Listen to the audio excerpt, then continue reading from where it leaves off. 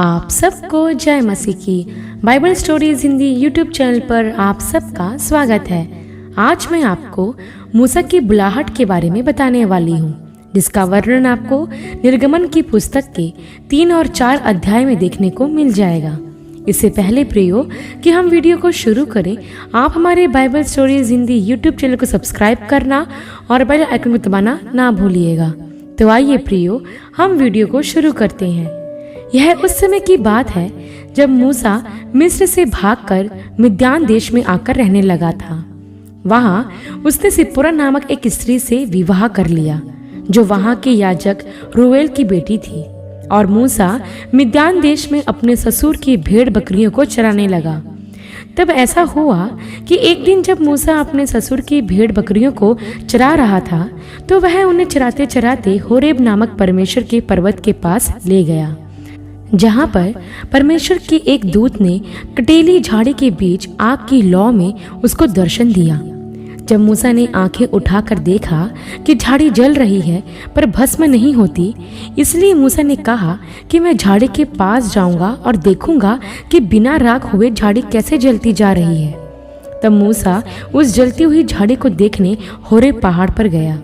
जब यहोवा ने देखा कि मूसा आ रहा है, तो परमेश्वर ने झाड़ी के बीच में से उसको पुकारा और कहा, हे मूसा, हे मूसा। तब मूसा ने कहा कि क्या आज्ञा? तब परमेश्वर ने कहा कि इधर पास मत आ और अपने पाँव की जूतियां उतार दे, क्योंकि जिस स्थान पर तू खड़ा है वह पवित्र भूमि है। फिर परमेश्वर ने यह भी कहा कि मैं तेरे पिता का परमेश्वर और अब्राहम का परमेश्वर और इसहाक का परमेश्वर और याकूब का परमेश्वर हूँ। तब मूसा ने अपना मुंह ढांप लिया, क्योंकि वह परमेश्वर की ओर देखने से डरता था। प्रियो, जब मूसा उस झाड़ी के पास आया, तब परमेश्वर ने उसे अपने पैरों की जूतियां उतारने के लिए कहा, क्योंकि जहाँ परमेश्वर की उपस्थिति होती है वह स्थान पवित्र हो जाता है। पैर की जूतियां धूल और गंदगी से भरी होती है, जो एक प्रकार की अशुद्धता को दर्शाती है, और परमेश्वर नहीं चाहते कि हम किसी भी प्रकार की अशुद्धता के साथ उसके पास आए। इसलिए परमेश्वर के पास आने से पहले या परमेश्वर की उपस्थिति में जाने से पहले शुद्धता का ध्यान रखें।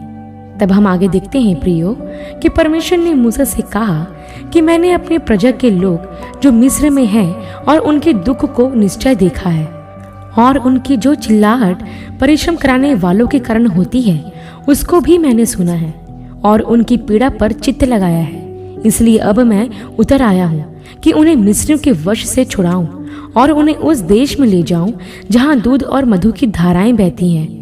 इसलिए सुन कि इजरायलियों की चिल्लाहट जो मिस्रियों के कारण मुझे सुनाई पड़ी है, इसलिए आ कि मैं तुझे फिरौन के पास भेजता हूँ, ताकि तू मेरी प्रजा को जो मिस्र में है निकाल ले आए। प्रियो, यहाँ हम यह देखते हैं कि जब परमेश्वर ने जलती झाड़ी में मूसा को दर्शन दिया, तब परमेश्वर ने मूसा से कहा कि इजरायलियों की चिल्लाहट जो मिस्रियों के कारण होती है और उनकी पीड़ा पर जो उन्हें मिस्र देश में रहते हुए हो रही है, अपना चित्त लगाया, और इसलिए अब मैं उतर आया हूँ कि उनको मिस्र की गुलामी से छुड़ाऊं। यहाँ ध्यान देने वाली बात यह है कि परमेश्वर ने इजरायलियों के कराहने को सुना और उनकी पीड़ा पर ध्यान लगाया तथा उन्हें छुड़ाने के लिए स्वयं उतर आया, जो हमें यह बताता है कि परमेश्वर अपने लोगों के दुखों पर तथा उनकी पीड़ा पर चित्त लगाता है और उन्हें उन दुखों तथा पीड़ाओं से छुड़ाने की पहल करता है। प्रियो, ऐसा नहीं है कि यदि आपके जीवन में कोई दुख है तो यह परमेश्वर को नहीं पता है, लेकिन आप ध्यान रखें कि आपकी आंखों से निकलने वाले एक एक आंसू को परमेश्वर अपनी कुप्पी में रख लेता है और समय आने पर आपको आपके सारे कष्टों से छुड़ा लेता है। इसलिए हम यह कभी न कहें कि प्रभु मेरा दुख नहीं जानता। मैं आपसे कहना चाहती हूँ कि वह परमेश्वर ही है जो आपसे ज्यादा आपकी चिंता करता है, और आपको हर दुखों से छुड़ाने के लिए वह स्वयं उतर आता है। तब हम आगे देखते हैं प्रियो कि मूसा ने परमेश्वर से कहा कि मैं कौन हूँ जो फिरौन के पास जाऊं और इजरायलियों को मिस्र से निकाल लाऊं। तब परमेश्वर ने मूसा से कहा कि निश्चय मैं तेरे संग संग रहूंगा और इस बात का कि मैं तेरा भेजने वाला हूँ तेरे लिए यह चिन्ह होगा कि जब तुम मिस्र से निकल जाओगे तब इसी पहाड़ी पर परमेश्वर की उपासना करोगे। तब फिर मूसा ने परमेश्वर से कहा कि जब मैं इजरायलियों के पास जाऊं और उनसे कहूं कि तुम्हारे पितरों के परमेश्वर ने मुझे तुम्हारे पास भेजा है, तब यदि वो मुझसे पूछे कि उसका नाम क्या है, तब मैं उन्हें क्या बताऊं? तब परमेश्वर ने मूसा से कहा कि मैं जो हूं सो हूं। फिर परमेश्वर ने यह भी कहा कि तू इजरायलियों से यह कहना कि तुम्हारे पितरों के परमेश्वर अर्थात अब्राहम, इसहाक और याकूब के परमेश्वर यहोवा ने मुझको तुम्हारे पास भेजा है। देख, सदा तक मेरा नाम यही रहेगा और पीढ़ी पीढ़ी में मेरा स्मरण इसी से हुआ करेगा। इसलिए अब जाकर इजरायली पुरनियों को इकट्ठा कर और उनसे कह कि तुम्हारे पितरों के परमेश्वर ने मुझे दर्शन देकर यह कहा है कि मैंने तुम पर और तुमसे जो बर्ताव मिस्र में किया जाता है उस पर चित्त लगाया है, और मैंने ठान लिया है कि तुमको मिस्र के दुखों में से निकालकर उस देश में ले जाऊं जहां दूध और मधु की धाराएं बहती हैं। तब वे तेरी मानेंगे और तू इजरायली पुरनियों को संग ले जाकर मिस्र के राजा के पास जाकर उससे यूं कहना कि इब्रियों के परमेश्वर यहोवा से हमारी भेंट हुई है, इसलिए अब हमको 3 दिन के मार्ग पर जंगल में जाने दे, ताकि हम अपने परमेश्वर यहोवा को बलिदान चढ़ाएं। मैं जानता हूँ कि मिस्र का राजा तुमको जाने ना देगा, वरन बड़े बल से दबाए जाने पर भी तुमको नहीं जाने देगा। इसलिए मैं हाथ बढ़ाकर मिस्र के बीच आश्चर्य कर्म करूंगा और उस देश को मारूंगा, और उसके बाद वह तुमको जाने देगा। तब मैं मिस्रियों के द्वारा अपनी प्रजा पर अनुग्रह करवाऊंगा, और जब तुम निकलोगे तब खाली हाथ नहीं निकलोगे। जो भी मिस्रियों से मांगोगे वह तुम्हें देंगे। इस प्रकार तुम मिस्रियों को लूटोगे। तब मूसा परमेश्वर से कहने लगा कि वे मुझ पर विश्वास नहीं करेंगे और ना मेरी सुनेंगे, वरन कहेंगे कि यहोवा ने तुझको दर्शन नहीं दिया। तब यहोवा ने उससे कहा कि तेरे हाथ में वह क्या है? मूसा बोला कि वह लाठी है। तब यहोवा ने कहा कि उसे भूमि पर डाल दे। जब मूसा ने अपनी लाठी को भूमि पर डाला तब वह सांप बन गई, और मूसा उसे देखकर भागा। तब यहोवा ने मूसा से कहा कि हाथ बढ़ाकर उसकी पूंछ पकड़ ले, ताकि वे लोग विश्वास करें कि तुम्हारे पूर्वजों के परमेश्वर अर्थात अब्राहम, इसहाक और याकूब के परमेश्वर ने तुझको दर्शन दिया है। फिर जब मूसा ने हाथ बढ़ाकर उसको पकड़ा तब वह उसके हाथ में फिर से लाठी बन गई। तब फिर यहोवा ने मूसा से यह भी कहा कि अपना हाथ छाती पर रख कर ढांप। तो मूसा ने अपना हाथ छाती पर रख कर ढांप लिया। फिर जब मूसा ने उसे निकाला तब वह क्या देखता है कि उसका हाथ कोढ़ के कारण हिम के समान सफेद हो गया है। तब यहोवा ने मूसा से कहा कि अपना हाथ छाती पर फिर रखकर ढांप। तब उसने ऐसा ही किया, और जब उसने उसको निकाला तब वह क्या देखता है कि वह फिर पहले के समान हो गया। तब यहोवा ने मूसा से कहा, यदि वे तेरी बात पर विश्वास ना करें और पहले चिन्ह को ना माने तो दूसरे चिन्ह पर विश्वास करेंगे, और यदि वे इन दोनों चिन्हों पर विश्वास ना करें और तेरी बात ना माने तब तू नील नदी से कुछ पानी लेकर सूखी भूमि पर डालना, और जो पानी तू नदी से निकालेगा वह सूखी भूमि पर लहू बन जाएगा। तब मूसा यहोवा से कहने लगा कि हे प्रभु, मैं बोलने में निपुण नहीं हूँ, ना तो पहले था और ना जब से तू अपने दास से बातें करने लगा है। मैं तो मुंह और जीभ का बद्धा हूँ।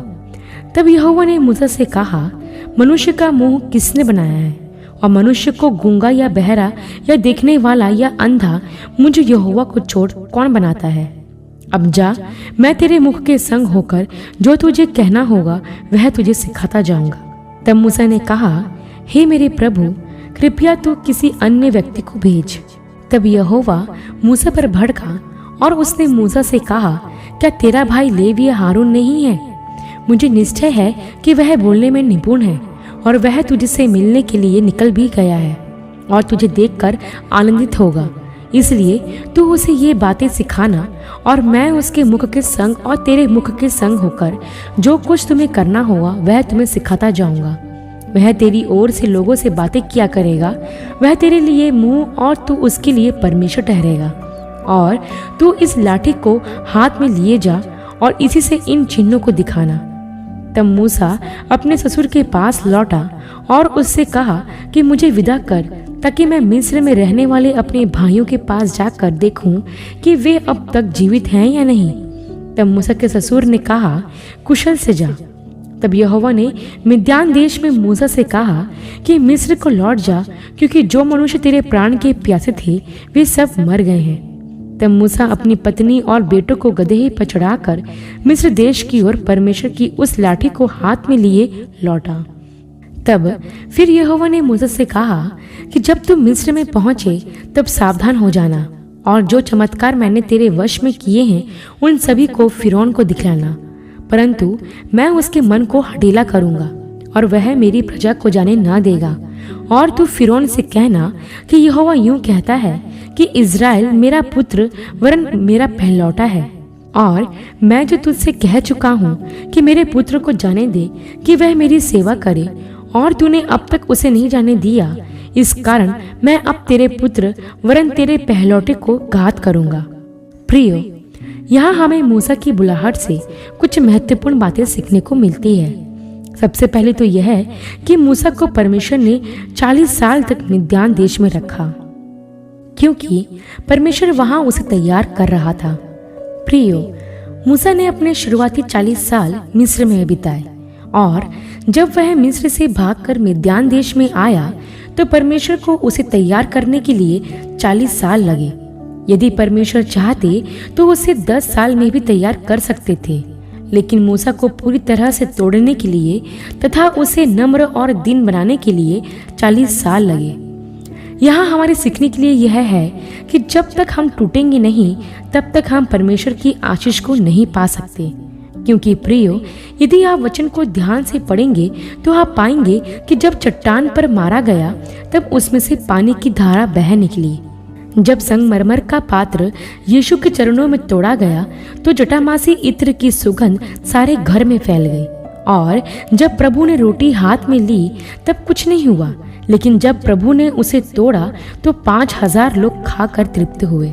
इन सभी उदाहरणों में हमें यह संदेश मिलता है कि टूटापन आशीष का स्रोत है, और इसलिए भजन संहिता में लिखा है कि टूटा मन परमेश्वर के योग्य बलिदान है।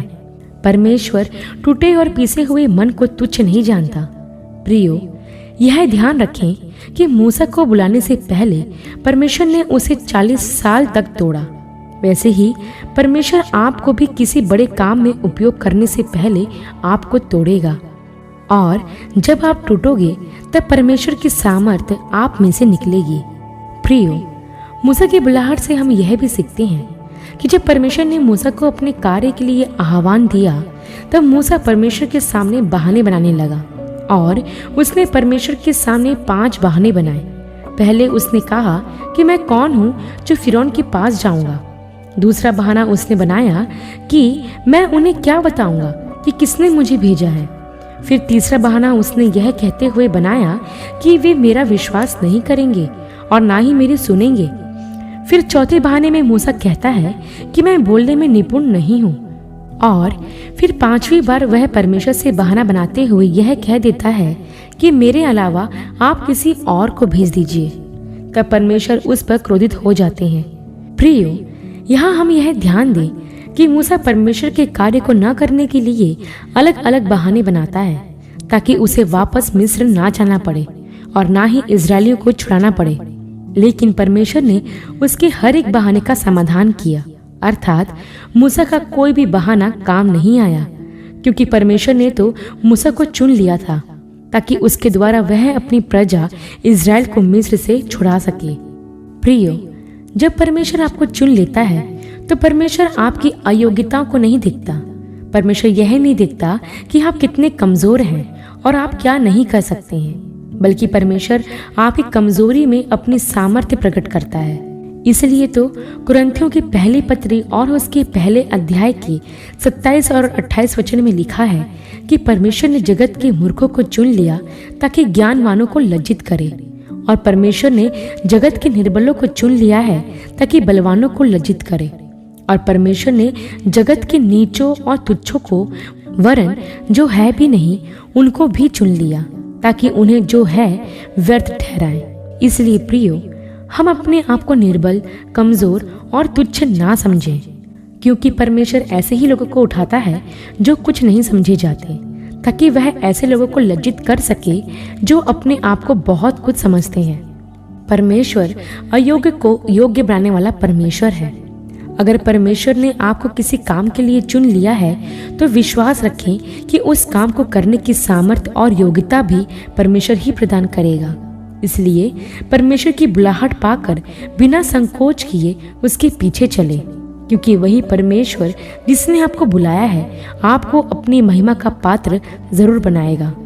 अंत में मैं बस आपको इतना कहना चाहती हूँ कि आप अपनी बुलाहट को पहचानें कि परमेश्वर ने क्यों आपको संसार से अलग किया है। आशा करती हूँ प्रियो, मूसा की बुलाहट का यह संक्षिप्त विवरण आपके लिए आशीषमय रहा होगा।